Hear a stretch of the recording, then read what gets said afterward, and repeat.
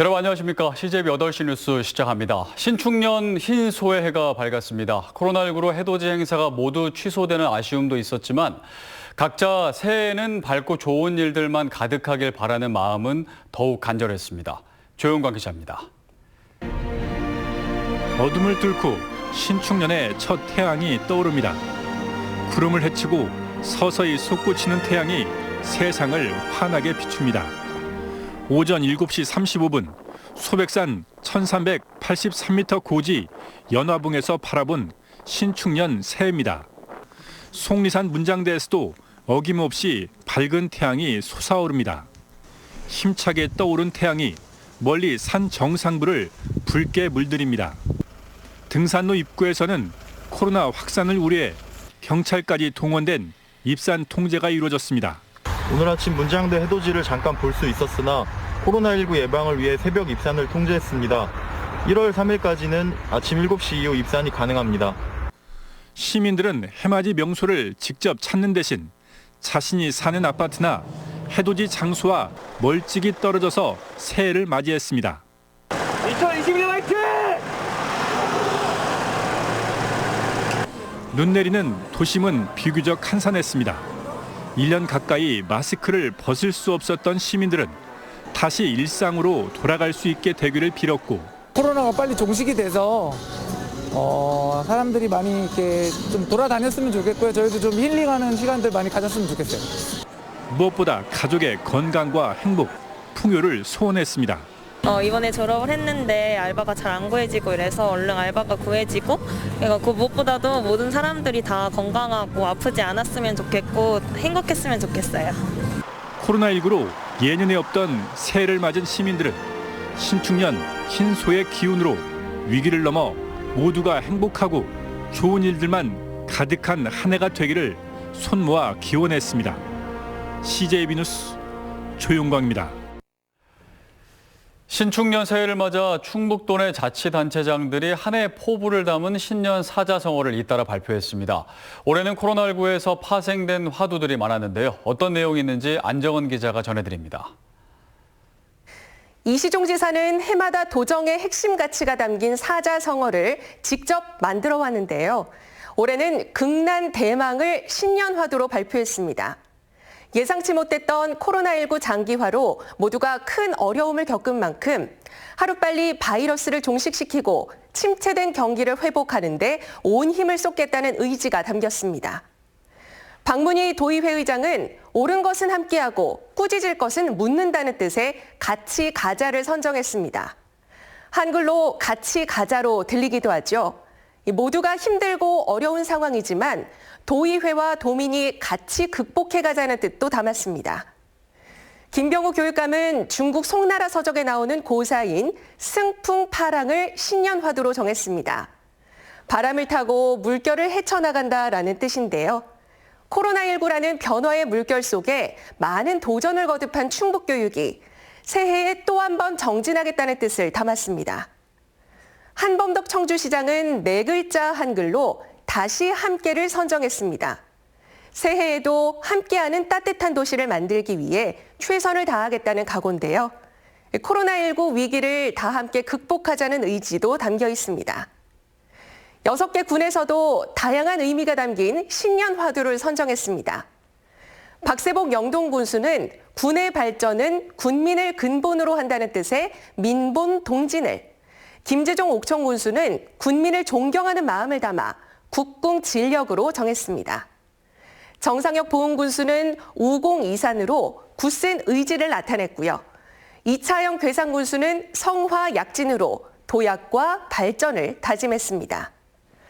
홍성열 증평 군수는 군민의 평안을 기원하며 경세 재민을, 송기섭 진천 군수는 기본에 충실한 군정을 약속하며 견여 반석을 선정했습니다.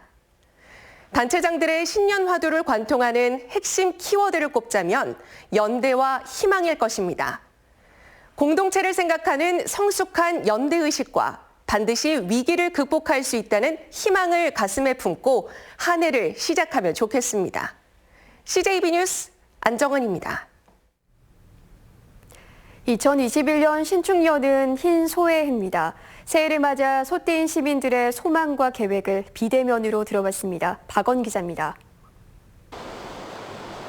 다사다난했던 2020년이 가고 찾아온 2021년 흰소해에 성실하고 오직하게 30여 년의 공직 생활을 이어온 이상호 씨는 코로나 시국 속 바늘구멍 같은 취업 시장을 뚫은 자식들이 현명하게 회사 생활을 잘해 나갔으면 하는 바람입니다. 아이들은 이제 직장 생활의 초년생이니까 앞으로 자기 개발과 발전을 위해서 열심히 좀 노력해 주길 바라고.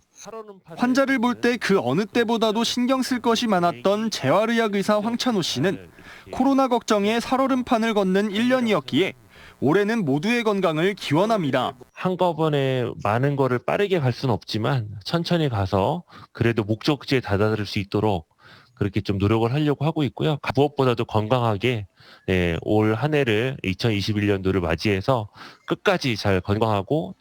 얼마 전 군복무를 마치고 복학을 앞둔 대학생은 높은 영어 점수를 만드는 등 자신을 더 성장시키는 소띠에를 만들겠다는 포부입니다. 복학한 뒤에도 남은 학기들 다 전형장학금 받으면서 고학점 유지하면서 부모님한테 좀 짐이 되지 않고 오히려 도움이 되는 아들로 좀 지낼 수 있으면 좋겠습니다. 학교를 가지 못해 아쉬움이 컸던 초등학생.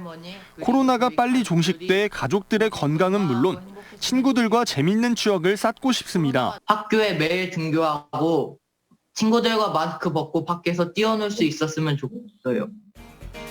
코로나19라는 혼란과 함께 시작한 2021년. 소의 근면과 우직함처럼 힘든 일을 흔들림 없이 이겨낼 수 있는 한 해가 되길 바라는 건 모두가 한마음입니다. CJB 뉴스 박원입니다. 그럼 올 한 해 변화하는 것들은 어떤 게 있을까요? 2021년 충북 지역에서는 주로 복지 분야의 정책들이 강화되는 것으로 나타났습니다. 이태현 기자입니다. 청주시의 경우 전국 자치단체 중 처음으로 시내버스 준공영제를 시행합니다. 버스 노선 조정권과 감사권을 청주시에서 갖는 만큼 시민들은 조금 더 친절하고 서비스의 질이 향상된 시내버스를 만나볼 수 있습니다. 제천시는 전국 최초로 출산 장려를 위해 파격적인 주택자금을 지원합니다. 셋째 아이를 출산하면 5천만 원 이상의 주택자금 대출금을 대신 갚아주는 건데 주택자금 대출이 없거나 불필요한 부부에게는 4천만 원 상당의 출산자금 지원금이 지급됩니다. 진천군과 음성군은 충북 혁신도시 주민들의 불편을 해소하기 위해 지역 화폐를 통용하고 그 범위를 점차 군 모든 지역으로 확대해 나가게 됩니다. 충주시는 교통 취약 지역 주민들을 위해 마을버스를 운행하고 옥천군은 인구 유입을 위해 30명의 청년을 선정해 매달 10만 원씩 지원하는 청년 월세 지원 사업을 시행하는 등 전반적으로 충북 지역의 자치단체들은 복지 분야의 정책을 강화했습니다. 지난달 조정 대상 지역 해제가 무산된 청주시는 올해 상반기에도 변화가 없을 경우 6월부터 3주택자에 대한 양도세율이 30% 중과됩니다. 국토부에서는 이제 6개월마다 모니터링을 해서 안정세가 확실하게 확고히 다져져 있다 그러면은 일부 해제도 검토를 한다고 봤으니까요. 충청북도는 지난해 314대였던 수소차 보급 사업을 올해는 900대까지 3배가량 확대하고 중소기업 육성자금의 운전자금도 기존 880억에서 2천억으로 확대 운영한다고 밝혔습니다. CJB 뉴스 이태현입니다. 다음 소식입니다. 새해 첫날 코로나19 확진자가 31명이 추가됐습니다. 지역별로는 진천 도훈병원 환자와 종사자 10명이 추가 확진됐고 청주에서는 모 교회 교인과 가족 3명 등 7명이 양성 판정을 받았습니다. 또 충주에서는 지난달 30일 확진된 초등학교 교직원의 일가족 등 8명이, 음성 소망병원에서도 확진자 4명이 추가됐고 괴산과 옥천에서도 1명씩의 추가 확진자가 발생했습니다. 이로써 충북의 코로나19 확진자 수는 1,216명으로 늘었습니다. 충북교육청이 직무 태만 등으로 적발될 경우 파면할 수 있게 하는 등의 교직원 징계 처분 기준을 강화했습니다.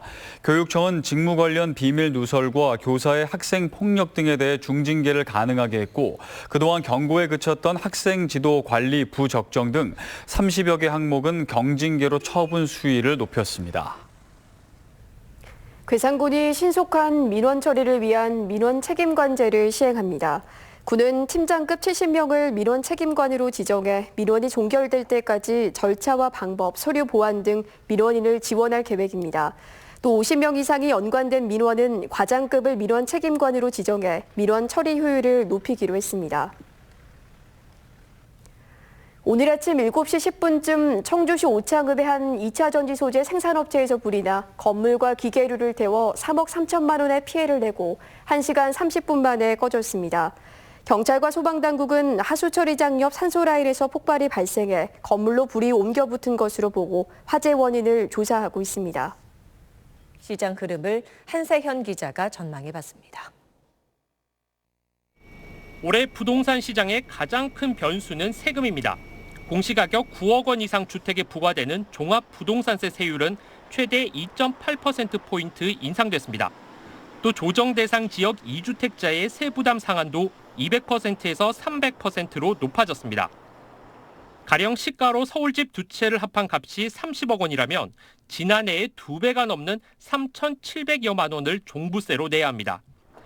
집을 팔아 얻는 양도 차익에 부과되는 최고 세율도 45%로 인상됐습니다. 6월부터는 조정 대상 지역의 집을 두 채 가지고 있을 경우 기본 세율의 20%포인트, 3주택 이상이면 30%포인트 양도세율이 추가됩니다. 3주택자가 6월 이전에 집을 팔아 5억 원의 양도 차익을 거뒀다면 양도세가 5천만 원가량 적어지는 겁니다. 세부담을 덜 여는 다주택자들이 상반기 중 집을 내놓을 수 있다는 전망이 나오는 이유입니다.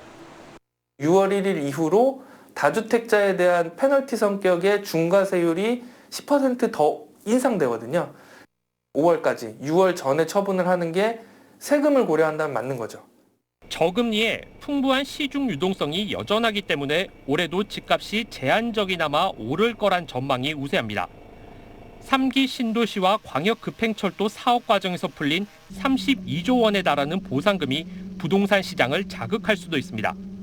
여전히 대기 수요가 많고 유동성 저금리에 따른 가격 상승 기대가 있어서 매물이 일부 출시되더라도 적체되지 않고 바로 거래될 가능성이 높습니다. 또 올해 아파트 입주 물량은 27만 3천여 가구로 지난해보다 25% 이상 줄어들 걸로 예상되는데 전세가 불안 요인으로 작용할 수 있습니다. SBS 한세현입니다. 환경부는 지난달 28일 강원도 영월군에서 발견된 멧돼지 폐사체에서 아프리카 돼지열병 바이러스가 검출됐다고 밝혔습니다. 아프리카 돼지열병은 지금까지 철원과 인제 등 강원도 북부에서만 발견됐는데 남부 지역에서도 확인된 건 이번이 처음입니다. 정부는 인근 12개 시군에서 농장 내 축산 차량 진입을 제한하고 집중 소독을 실시하는 등 방역을 강화하고 있습니다. 이상으로 CJ 8시 뉴스를 모두 마칩니다. 시청해주신 여러분 고맙습니다.